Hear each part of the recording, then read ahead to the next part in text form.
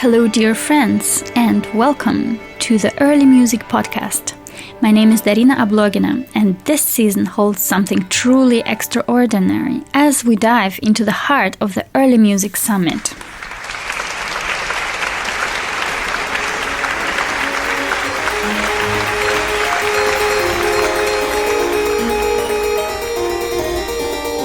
How can we embrace the bigger picture of research, education, performance, and creation? How will we redefine our field in a more open, inclusive, and balanced world? Join us in shaping the future of the early music scene with the Early Music Summit. And today my guest is... My name is Hannelore Guittet. My job is to record musicians. I worked 10 years as a freelance recording producer and sound engineer. Almost 9 years ago now, I launched with my associate Clotilde Chalot a classical music label and an application dedicated to music practice. So the label is called NomadMusic and the application is called NomadPlay.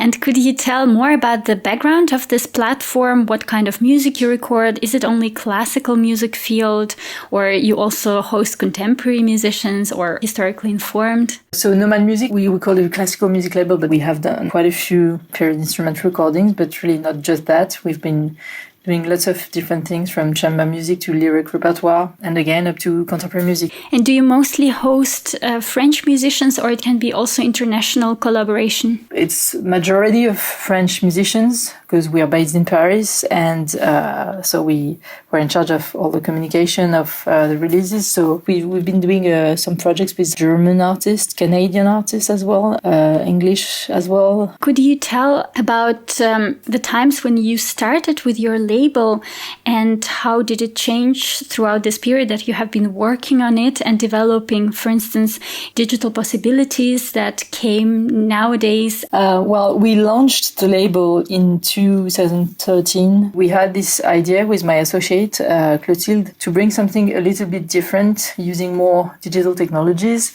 And we had this idea of this application that we've developed and launched just 2 years after called NomadPlay, to give the opportunity to musicians and listeners not only to listen to music, but also play along music. And also the audience can have different experience in that sense, but also the artists can have a different relation with their audience. So first thing that was visible to the audience was the label album we released in January 2014. And the app was launched a bit later just because we had to do some research and development on technology that allows to filter an instrument from a recording so that you can actually replace the instrument. Recordings being released on the label are transformed into this interactive format in the application so that the audience can play along the recordings. Could you tell more about the tools that you are using for this process of filtering out an instrument? How you do it? Is it a very challenging task? How do you combine a traditional recording with such a new technology? Quite challenging for sure. Also because we really wanted it to be possible for any kind of recordings. We didn't want to be forced, to ask musicians, let's say during a recording, we would like to propose this play-along interaction. So the idea is not to, basically to record once with and without someone in the recording. We wanted to retrieve standard recordings from labels, from radios, from orchestras that we could process and transform into this interactive format. So now in the application, we actually work with a few labels. We have some commercial releases that you can listen on, Spotify, Deezer, any streaming platform, and you can find them in the application and you can filter an instrument and replace it to enjoy, play, a concerto, a symphony, or whatever you want to play. That was quite a challenge, but it was also very exciting to develop this project. So many musicians that have been doing that, in their bedrooms when they were learning their instrument, and they would just play a CD and play over it, but you don't have the score, you don't have any audio interaction possible. And in the application, not only you can filter the instrument, but you can slow down the tempo, for instance, if you want to practice slowly. You can loop a passage if you have a difficult section to rehearse. You can annotate the score and so on. So it's really meant to be a complete tool for music practice and music education. So basically, it's a matter of integration, a musician into the musical context. Yeah, exactly. It's really the idea to help people get, more at ease when you have just one rehearsal at the conservatoire with a pianist or a harpsichord accompaniment, for instance. It's quite a lot of pressure if you have just one opportunity to rehearse your concerto or your sonata or whatever. The idea is really to have great musicians, true interpretations, and you can just play lots of different sonatas, for instance, and just mute the harpsichord part and try to do the same. So far, we have quite a big catalog now, around 7,000 titles for 25 different instruments. And we work hard to grow this catalog bigger because there's still many pieces we have in mind that could be integrated to the catalog. So it's a lot of fun.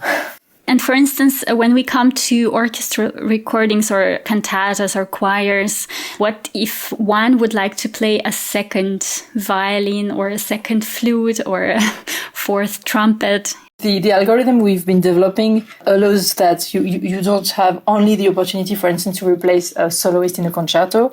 You can play any part in the orchestra. So, for instance, we've been doing a series of sinfonias from Bach cantatas with a few arias also for singers. Some great arias from Handel, Vivaldi, operas, Rameau as well. I don't remember all of them, but there's quite a few of them, from tenor, countertenor to soprano, mezzo, etc. But also you can play your instrument part in the orchestra, so including second violin if you're more comfortable to play the second violin than the first one. How did the classical, let's say traditional world of recordings change over the time since you have started? And like, for instance, over this 10 years, what you see around in your field? Well, for the last 10 years, I would say that when it comes to album releases, physical CDs are more and more being sold at the end of concerts rather than in shops, definitely. So it's really something that you like to share as a musician, I think, with your audience, and that you can sign, for instance, or it's quite a privileged moment. Still makes sense to have it. Most of people now otherwise listen to music on streaming platforms. So the digital releases have been taken quite a big part. I've seen also a few musicians releasing singles, but they would release a single every 2-3 months. So you keep a more frequent link with your audience because you have something to show every 2 or 3 months rather than, every 2 or 3 years, because it's quite a lot of work. We'll see the next 10 years if the CD completely disappears. A lot of people have discussed about that. So it's definitely not dead yet. It's hard to say if both formats are gonna still coexist or not. So, and following that question, what are the current trends that you are seeing in your field? Well, of course, we've been seeing lots of people using or trying to use TikTok, for instance, which integrates a lot of music and trying to have like super short formats. The same on Instagram, for instance. That's quite new, I think. What I see also around among my friends and recording a CD by myself, that it's challenging for younger generations to find a label. And basically you would need to do the entire work by yourself, to find a tonmeister, to record a CD, to edit. How do you see this professional dynamic, and where will it lead us to? Well, that's definitely true. Musicians are more and more asked to produce themselves the recordings. The bad aspect of it is that they have to find the money, it costs money, and etc.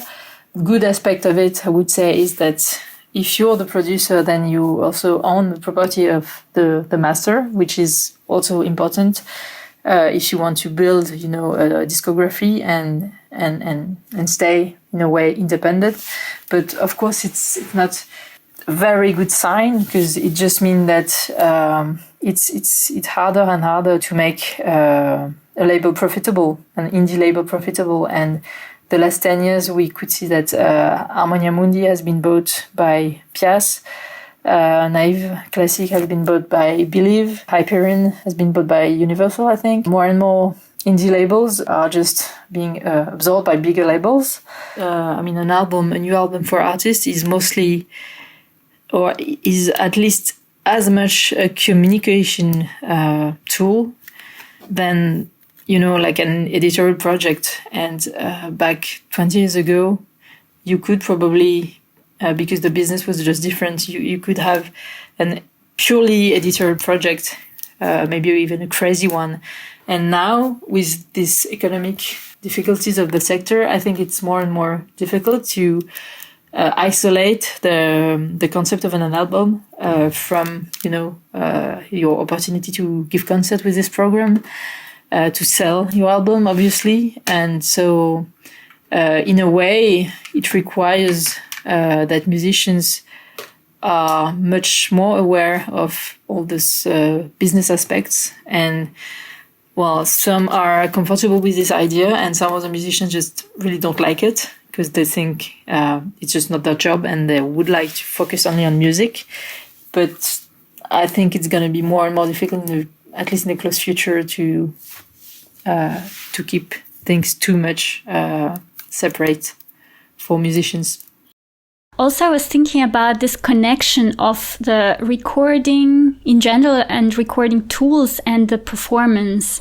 Because, for instance, if we take into account historical recordings of the beginning of the 20th century, and we can see the difference that people really played in a different way. After the Second World War, the concept completely changed also because of recording tools and how the orchestras were recorded. That's why we know the sound so present and strong, and maybe partly because of that, vibrato has appeared in order to match the intonation among all these instruments. How do you think recording processes of nowadays influence musical performance? And especially that is an interesting situation within the early music field. How do you think this digital era influences us as personalities and musical artists? Well, for sure, now with digital tools, you can almost basically edit anything. You can change the pitch even sometimes, etc. So you have lots of possibilities. So the risk, if you abuse of those like magic tools, of course, is to lose some spontaneity and to be, I would say, too demanding, with technical details, and to lose, the global view. Great to have sometimes just, like complete take. Sometimes at the end, maybe of the recording sessions, once you know that you basically have everything, and to just then forget all the small detail and just enjoy to play just as if you were just playing live. And well, there's still some live recordings being released, but very few actually, because even when it says live, most of the time it's been a little bit edited. Glenn Gould, for instance, was known to be completely obsessed by these opportunities, and he basically turned into just a studio artist. It's a fine balance to find, but I think it's really up to the musician. I mean, the recording producer can help, but the musician has to be prepared for the recording sessions. And in any case, you can't just, start a recording thinking that you are going to do little bit by little bit. I think that can't work. This recording world is so separated nowadays from the live performances. That's why maybe you mentioned that there is a percentage of live performances being released on CDs, but still it's not the same as recording a CD. Nowadays, I think it's not the same craft anymore. So it's like two different genres in a way, that you are recording a CD and you need to have a special strategy how to deal with that. For instance, as a musician, you should come prepared and you should have your concept. But on the other hand, you should be prepared to work the whole day and to record maybe step by step and to be efficient. So you need a lot of patience to work on a long term, let's say. And for a concert, the concert lasts maybe 1 hour or 2 hours, but then it's the moment that is already gone. So there is more spontaneous maybe tools and inspirations. So it's kind of a different type of work for musicians as well.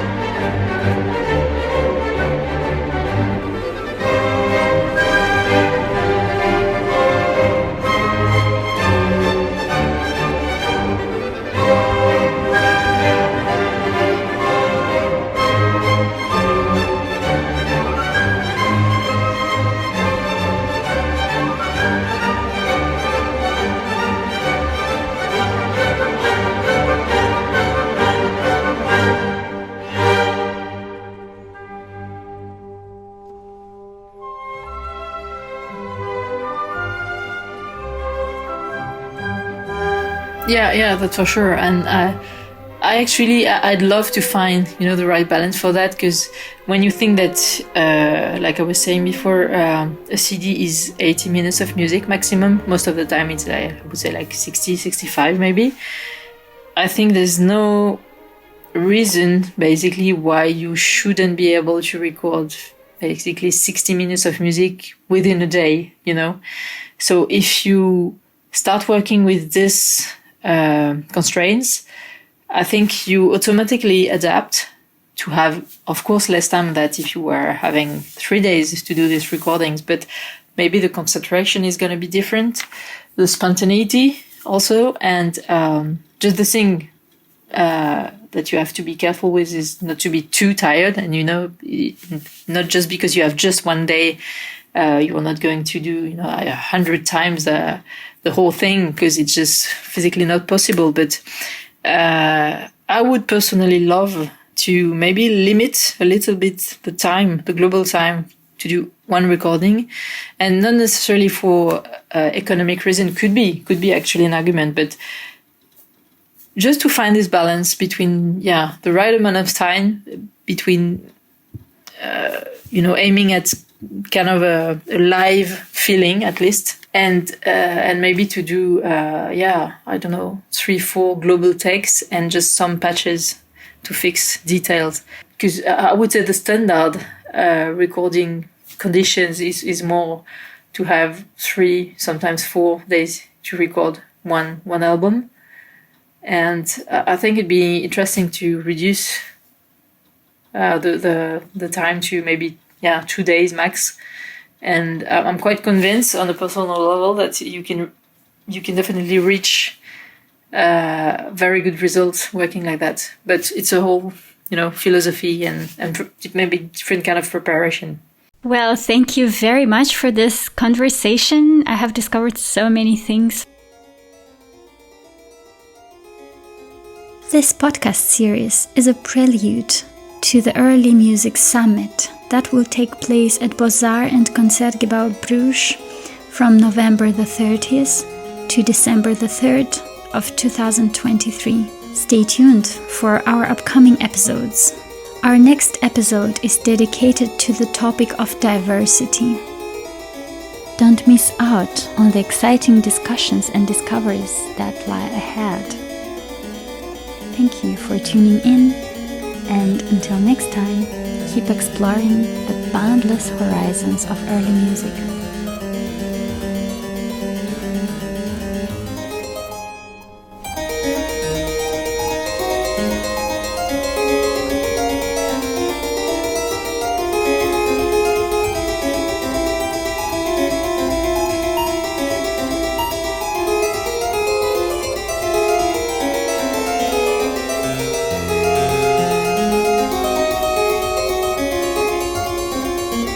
Thank you.